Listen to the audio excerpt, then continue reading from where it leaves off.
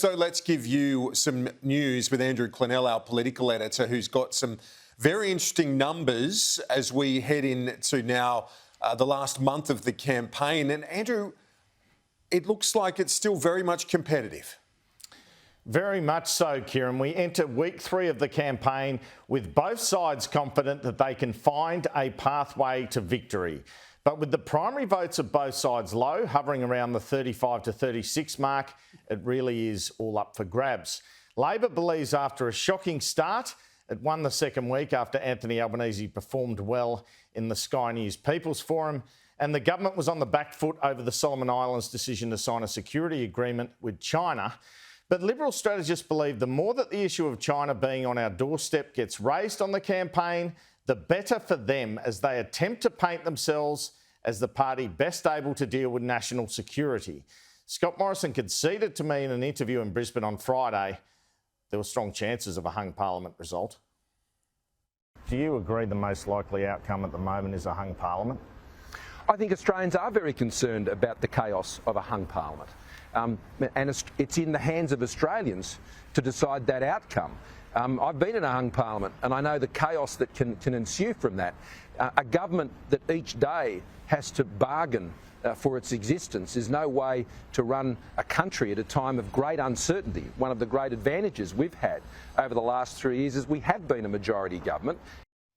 I've gained access to some polling from a Queensland-based firm which sheds some light on why the Labor Party has campaigned hard on health this campaign.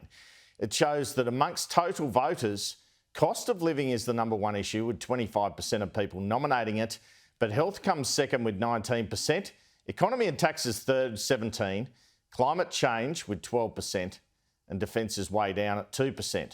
When it comes to soft or largely undecided voters, it's cost of living at 27%, economy and taxes at 18%, health at 17%, climate change and coronavirus tie at 9%, and defence is just 1%. And there are actually pretty divergent results when it comes to the marginal seats in terms of what soft voters find important. So cost of living concerns loom large over health in the New South Wales seats of Macquarie, 28 to 6%, and Lindsay, 27 to 12%. And then as we move on, we have Gilmore, which Andrew Constance is after. That's 30% to 12% in terms of cost of living versus health. Then Reid, 31 to 6%. But in Robertson, it's tighter, 31 to 27%.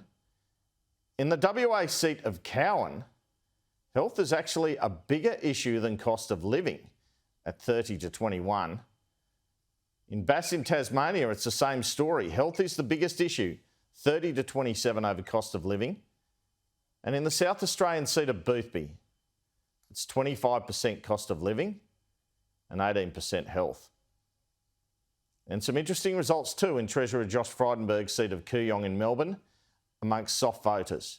27% said cost of living, 6% health, 30% the economy and taxes, 17% climate change, and 21% government and politics, which I think we can attribute to issues like the calls for a Federal Integrity Commission. We know the party campaigns are heavily reliant on polling. Nothing new there. The government has decided to go all out on economy and national security in the first 2 weeks. The Liberal Party is using its favoured firm Crosby Textor, who apparently has a campaign strategy of not talking about the issues which are not the coalition's strength, such as health. Scott Morrison on Friday was quite sensitive when I raised with him the accusation actually put to me by some of his former and current colleagues over the years that his approach to government is often based to a large extent on polling. He argues he always acts in the national interest. You're a PM known to rely heavily on focus groups and polling, perhaps more than any other PM. Based on what, Andrew? Well, I'm aware in the formulation of budgets, you often test some of the ideas. That's an assertion which I don't share. OK, well, even when you took your net zero emissions plan to Cabinet, you produced polling at the time to show what people thought about climate change. Andrew, doing net zero by 2050 was the right decision for the country. And but you're big on research. You're a former state Liberal director. Yeah, I'm not trying to insult you here. I'm just saying that's true, isn't it? No, your assertion is that that's what drives decisions, and I reject that.